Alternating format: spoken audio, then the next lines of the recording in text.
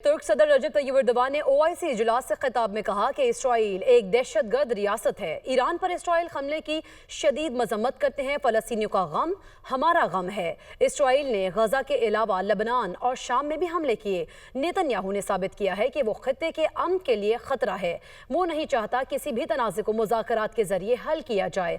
Israeli दहशतगर्दी के खिलाफ ईरानी हमले हक दिफा में हैं। इसराइली खत्ते में तसल्लुत कायम करना चाहते हैं। नेतन्याहू तमाम दुनिया को खतरनाक सूरत हाल के दहाने तक ले आया है। मौजूदा सूरत हाल में मुसलमानों का इत्तेहाद नागुज़ीर हो चुका है। मसाइल खुद हल करें, इख्तलाफात भुलाकर मुत्तहिद होना पड़ेगा। मसाइल को मुज़ाकरात और सिफारतकारी से हल किया जाना चाहिए।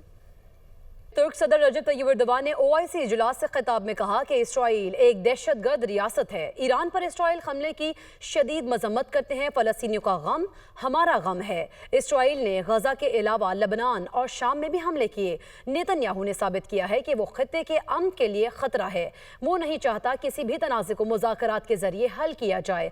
इसराइली दहशतगर्दी के खिलाफ ईरानी हमले हक दिफा में हैं। इसराइली खत्ते में तसल्लुत कायम करना चाहते हैं। नेतन्याहू तमाम दुनिया को खतरनाक सूरत हाल के दहाने तक ले आया है। मौजूदा सूरत हाल में मुसलमानों का इत्तेहाद नागुज़ीर हो चुका है। मसाइल खुद हल करें, इख्तलाफात भुलाकर मुत्तहिद होना पड़ेगा। मसाइल को मुज़ाकरात और सिफारतकारी से हल किया जाना चाहिए।